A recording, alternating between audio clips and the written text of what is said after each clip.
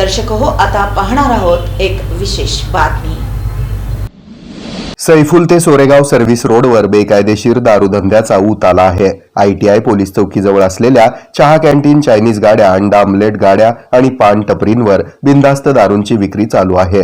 या व्यवसायांना राज्य उत्पादन शुल्क विभागाच्या अधिकाऱ्यांचा वरदहस्त आहे। हप्ते घेऊन हे व्यवसाय चालवले जात असल्यानं उद्धव बाळासाहेब ठाकरे सेनेचे जिल्हा प्रमुख संतोष पाटील यांच्या नेतृत्वाखाली सोमवारी 1 एप्रिल रोजी निदर्शनं करण्यात आली। रोज सायंकाळी, दुपारी, रात्री उशिरापर्यंत या भागामध्ये दारुड्यांचा बाजार भरतो। या भागातील नागरिकांना चालत जाणं मुश्किल झालंय। या भागात शिक्षण देण्यासाठी ITI सारखी शिक्षण संकुल आहेत। इथे येणाऱ्या विद्यार्थ्यांना या अवैध धंद्याचा मोठ्या प्रमाणात त्रास होत आहे। जवळच असलेल्या मंदिरासाठी चालत जाणाऱ्या महिलांना दारुड्यांच्या त्रासाला सामोरं जावं लागत आहे। यापूर्वीही निवेदन देऊन इशारा दिला तरी देखील राज्य उत्पादन शुल्क विभागाच्या अधिकाऱ्यांना जाग आली नाही। त्यामुळे आंदोलन करण्यात येत असल्याचं यावेळी सांगण्यात आलं।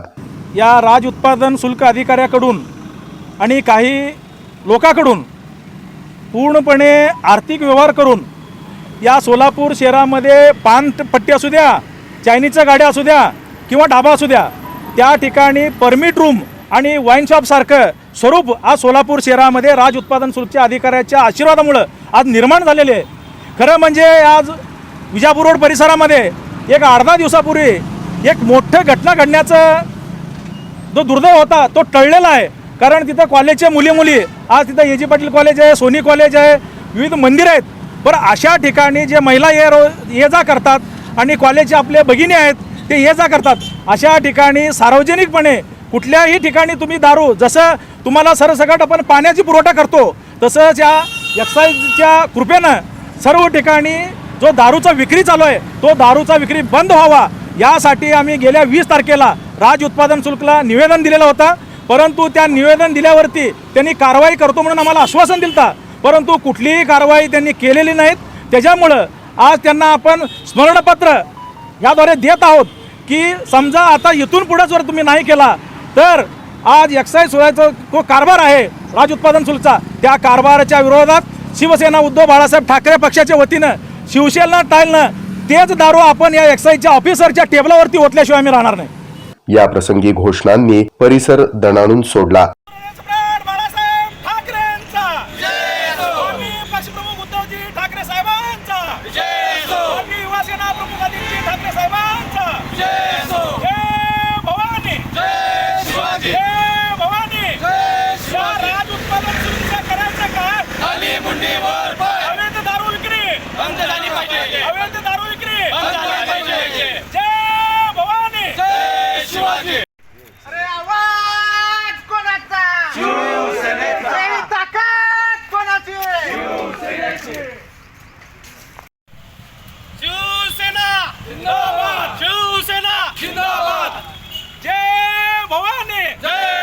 या आंदोलनात शिवसेना जिल्हा प्रमुख संतोष पाटील, उपजिल्हा प्रमुख खंडू सलगरकर, उपशहर प्रमुख शिवा माळी, परमेश्वर देवकते, प्रशांत बिराजदार, रवी घंटे, सखाराम वाघ, संगप्पा कोरे, परमेश्वर देवकते, विनोद जाधव, कुमार शिंदे, राकेश मालकोटे, विकास डोलारे आदी शिवसैनिक सहभागी झाले होते।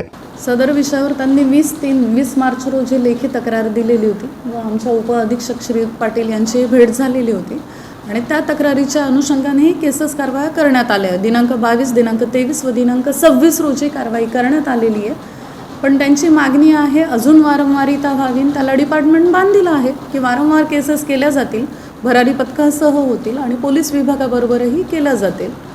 त्यांची वारंवारिता वाढविण्यात येईल आणि त्या मुद्द्यांचीही मला ते आज पहिल्यांदा भेटले, त्यांच्या मुद्द्यांची आम्ही दखल घेऊन जास्तीत जास्त परिणामकारक कारवाई करण्यात येईल।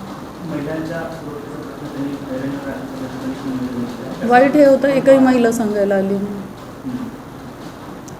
महिलांच्या सुरक्षेचा मुद्दा असेल किंवा काही असून त्यांनी तक्रार दिली, तिची दखल घ्यायला आम्ही बांधीलच आहोत आणि महिला असू द्या पुरुष असू द्या, तक्रारीतले मुद्दे ठाम आहेत, त्याच्यावर कारवाई करणं, वारंवारिता वाढवणं हे निश्चित आमच्या हातात आहे आणि त्याची गांभीर्याने दखल घेतली जाईल।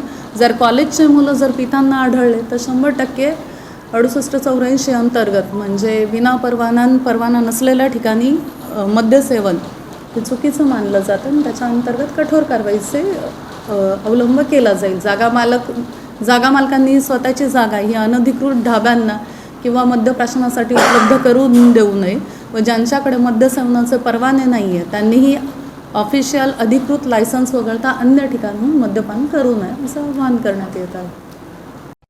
हे आहे मेट्रोकास्ट केबल नेटवर्क आणि आपण पाहत आहात द न्यूज प्लस बरच काही.